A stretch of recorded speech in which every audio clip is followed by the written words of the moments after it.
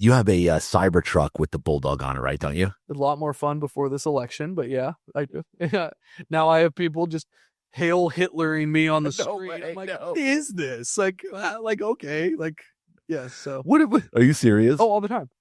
Flipping me off driving. I'm like, what kind of common sense do you have to lack that I'm the problem because I'm driving a Tesla? Like, that's the craziest part is all of these people that are so gung-ho about, one, if you think Elon's a Nazi, I got a bridge in Idaho I want to sell you. Yeah. Because come on, like the guy wears a bring them home, necklace to try to bring all the Israeli hostages home. He's as far from a Nazi. He's autistic. He maybe has Asperger's. He's awkward as shit, but he's not a Nazi. Like, come on, folks. Like, right.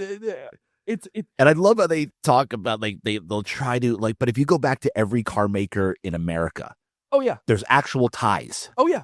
Actual ties. Volkswagen was started by the Nazi Party. Henry Ford was given the highest Nazi honor in 1939, 2 years before the war started. These were known American Nazis. People also don't realize we had a full Nazi revolution in this country where the Nazi Party tried to overthrow the U.S. government in the United States of America. Like, that happened. That happened. Like, that happened. That's real life. So yeah, and then the fascism thing.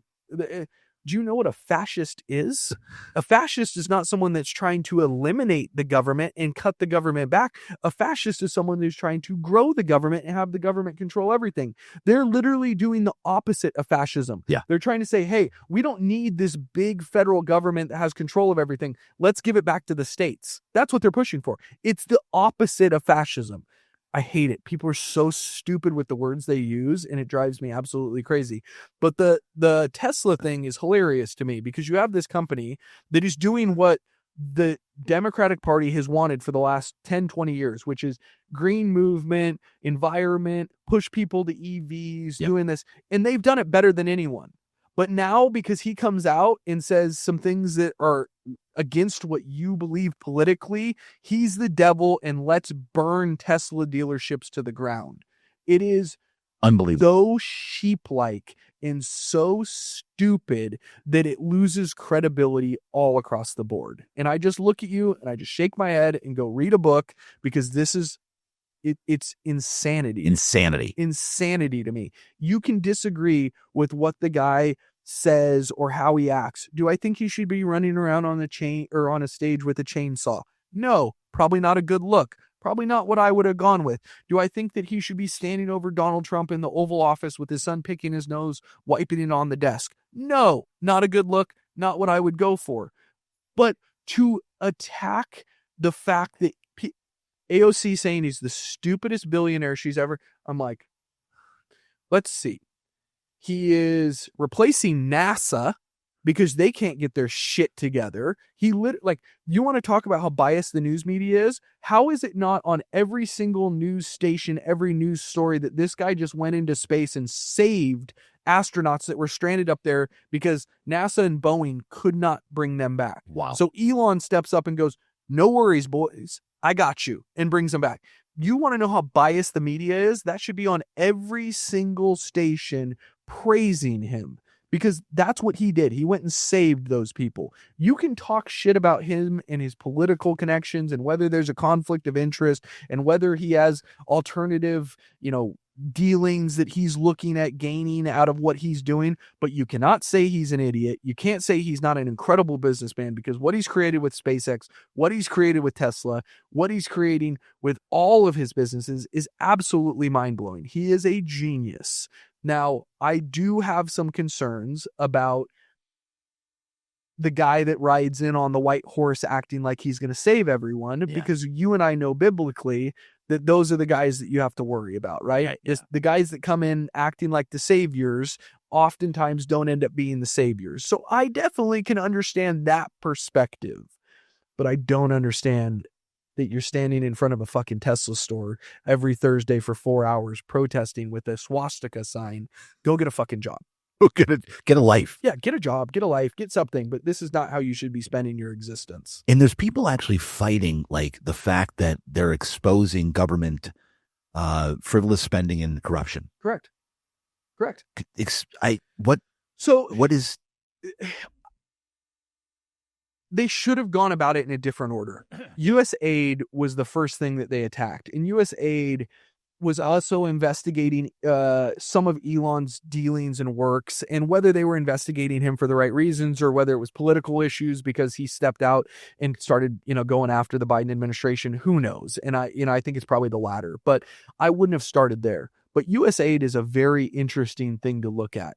USAID was basically being used, and those funds were being used as a propaganda machine to push propaganda and manipulate, mass societies domestically and foreign. Foreign, we've seen it a lot. The CIA's done it for decades and decades, and they've used these NGOs and these other things that are funded through USAID to do that in other countries to cause instability. But we never knew it was happening internally. And what we found out through their audits is that they were internally paying news organizations, the CNNs, the Politicos, millions and millions and millions of dollars. And then those news organizations were pushing stories that the government wanted them to push, and they were silencing stories that the government didn't want them to push, which is basically an infringement of free speech and everything that this country is not for, and everything that was established for is opposite of that. So we're learning that the Mockingbird, Operation Mockingbird, which was the CIA coming in and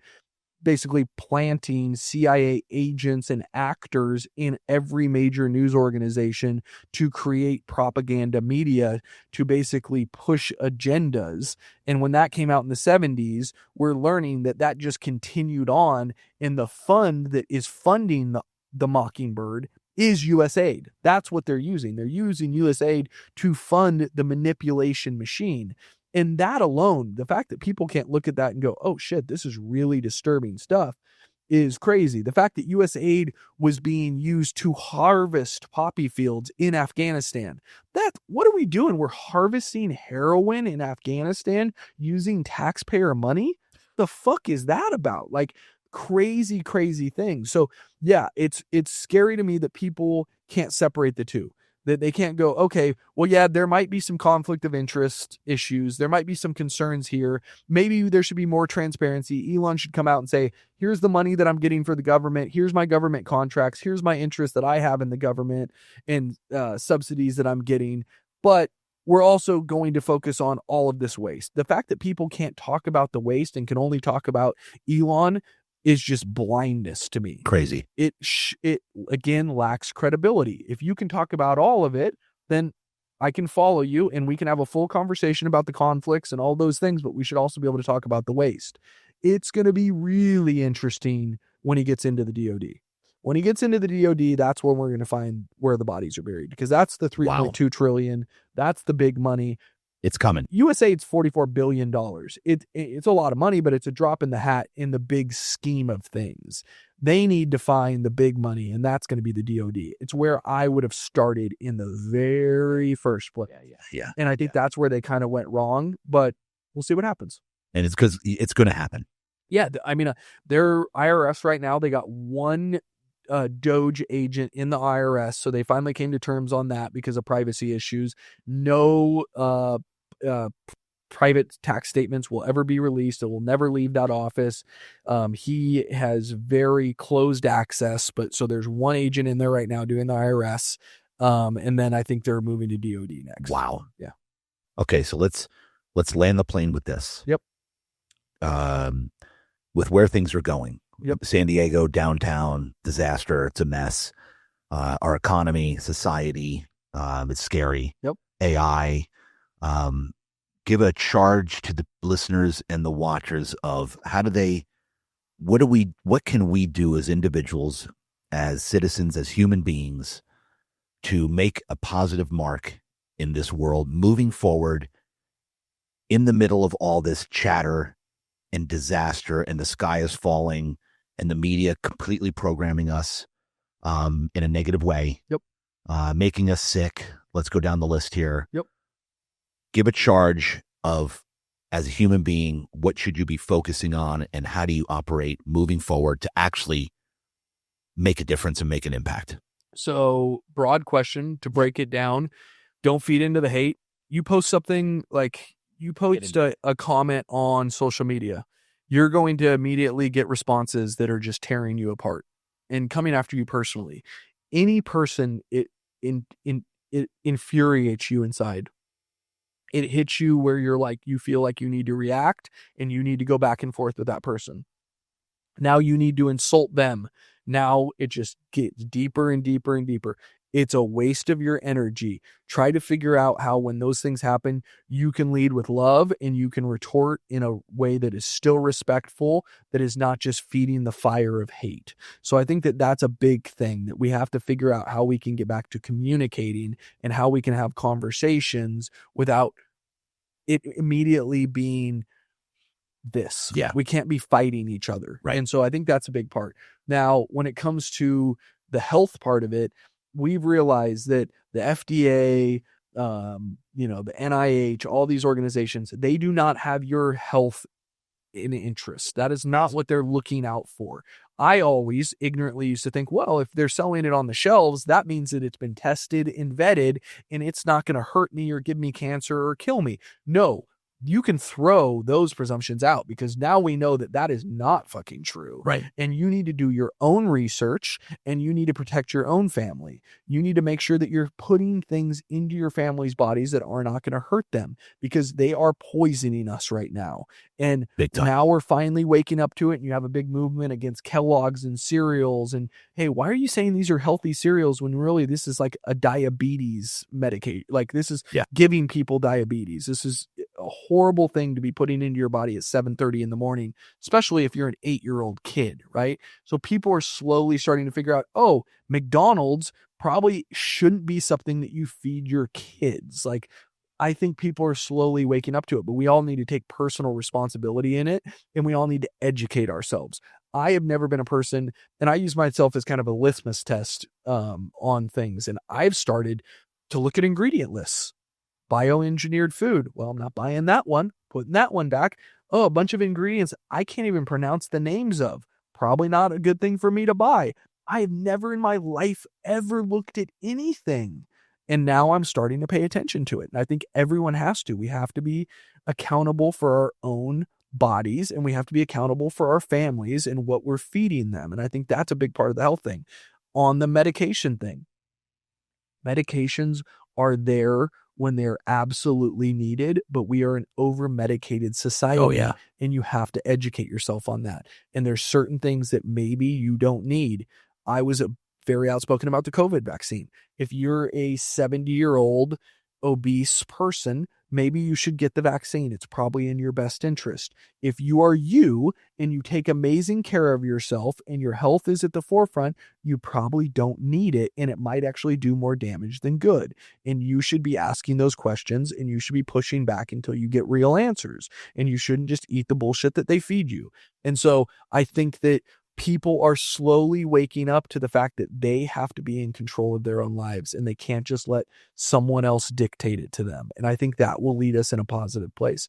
But I do think that we're going to go through a time period of a lot of instability, and it will shake out. It always does. It's the ebbs and flows, but it's not going to get better first. It's going to get worse first, and we all got to hang on. It's going to be, you're going to see the middleman, you're going to see that middle class of families get pinched even harder for the time being. It's not like it's just going to immediately swing back. That's why I think Trump goes wrong, where he's like, you're going to see the greatest America you've ever seen. You're setting yourself up for failure, because things don't change that quickly. They can't. And so you're saying, oh, things will be cheaper day one. Eggs will be cheaper day one. Why would you even say that? You know, it's not true. You know, it can't be true.